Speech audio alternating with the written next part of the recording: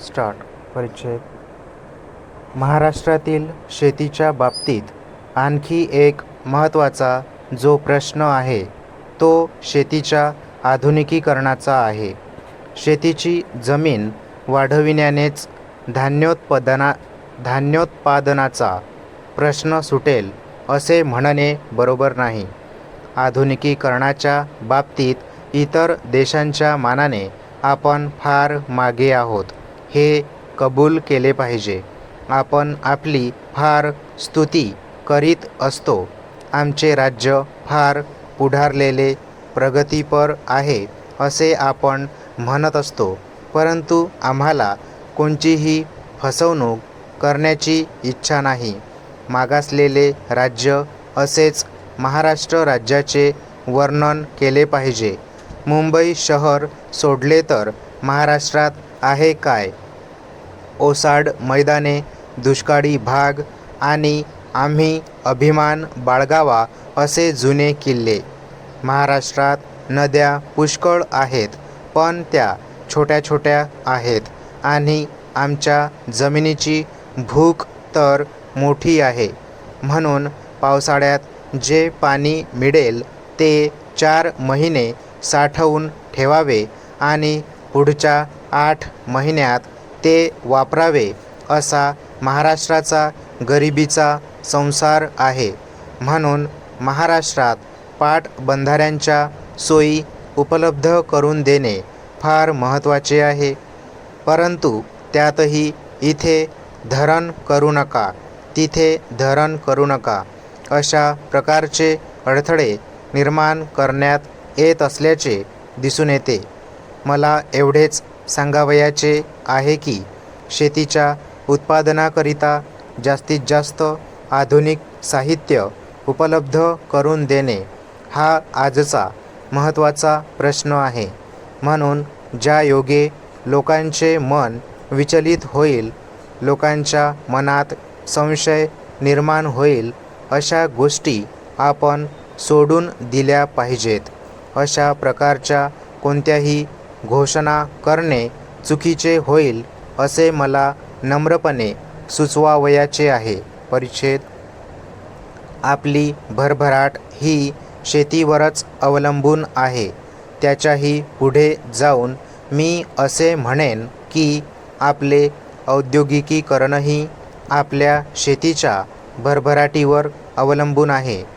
आपल्या देशाच्या आर्थिक यंत्रणेत शेतीला मध्यवर्ती स्थान आहे. शेतीच्या सुधारलेल्या पद्धतीचा अवलंब करून जोमदार लागवड करणे ही शेतमालाचे उत्पादन वाढविण्याची गुरुकिल्ली आहे.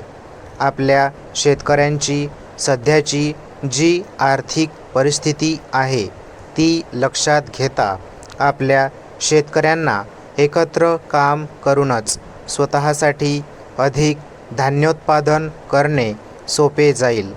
सहकारी शेती म्हणजे सामुदायिक शेती नव्हे.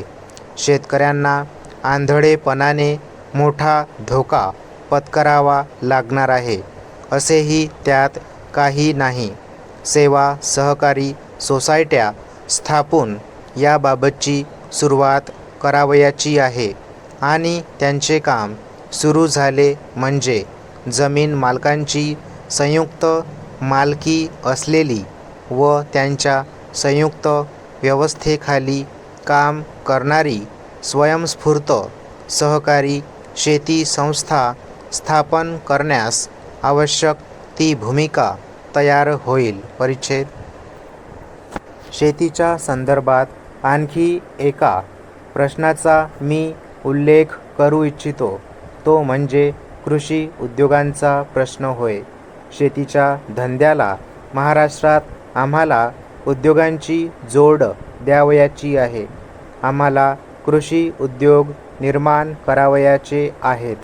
यात आम्ही काही नवीन गोष्ट करणार आहोत असा दावा मी करीत नाही.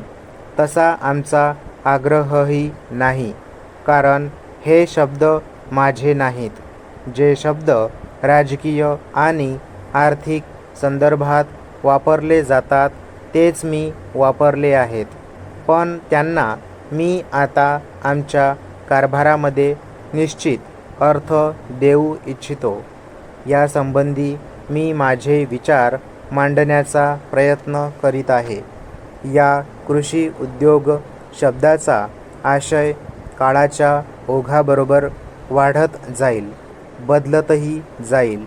पण आपण महाराष्ट्रातील खेड्याकडे पाहिले तर आपल्याला असे दिसेल की आज खेड्यामधील सगळा समाज शेतीच्या मूलभूत उद्योगावर आधारलेला आहे. यातूनच भूमिहीनांच्या प्रश्नासारख्या अनेक सामाजिक कटकटी आणि तणाव निर्माण झाले असून या सर्व गोष्टी दूर करावयाच्या असतील तर शेती न करणारा जो वर्ग आहे त्याला शहरामध्ये घेऊन आले पाहिजे. अशा दृष्टीने आज चालू असलेले नागरीकरण आपण पाहत आहोत.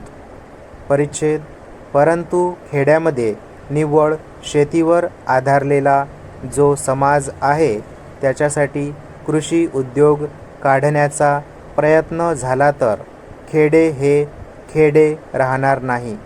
खेडे आणि शहर, खेडे आणि नगर यामधील अंतर कृत्रिम आहे आणि ते दूर झाले पाहिजे. ते करण्याचा मार्ग म्हणजे उत्पादनाचे नवीन तंत्र आणि नवीन विज्ञान निर्माण करणारी साधने शेतकऱ्यापर्यंत गेली पाहिजेत. शेतीमध्ये त्यांचा वापर करण्यास सुरुवात झाली पाहिजे. शेती हा उद्योग आहे आणि म्हणून त्यात त्यांचा उपयोग झालाच पाहिजे आणि त्याचप्रमाणे त्यांच्या मदतीने दुसरे धंदे काढता आले पाहिजेत. शेतीच्या कामात आपण नांगर वापरतो. मी असे म्हणेन की शेतीच्या उपयोगाकरिता लागणारा हा नांगर नागपूर, मुंबई किंवा इतर ठिकाणी निर्माण न होता खेड्यातच निर्माण झाला पाहिजे. यात काही अपुरेपण असेल तर तो नाहीसा करून पूर्णता आणणे आवश्यक आहे. परिच्छेद शेतीतून निर्माण होणाऱ्या ज्या गोष्टी आहेत त्यांच्यावर औद्योगिक प्रक्रिया करणे म्हणजे कृषी औद्योगिक समाज नव्हे. त्याच्या पाठीमागे खेड्यात वीज गेली पाहिजे ही कल्पना आहे. आर्थिक जीवनामध्ये विजेची शक्ती नसेल तर खेड्यातील शेतकऱ्यांचे जीवन आपण बदलू शकणार नाही. हे म्हणणे माझे नाही, ते एका महापुरुषाचे आहे.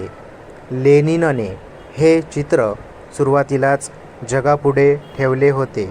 त्याबद्दल आपण त्यांचे ऋणी राहिले पाहिजे. जे चांगले आहे ते आपण जरूर घेतले पाहिजे. अनुभवाच्या बाबतीत आपण एकमेकांची उसनवारी करण्यात काहीच कमीपणा नाही. तेव्हा मला हेच सांगावयाचे आहे की कृषी उद्योग प्रधान अर्थरचना या शब्दप्रयोगाच्या पाठीमागची विचारसरणी ही अशी आहे. ही कल्पना केवळ महाराष्ट्रापुरतीच मर्यादित नाही. जुन्या पद्धतीने शेती करणाऱ्या सर्व समाजाने स्वीकारण्यासारखी ही गोष्ट आहे. स्टॉप.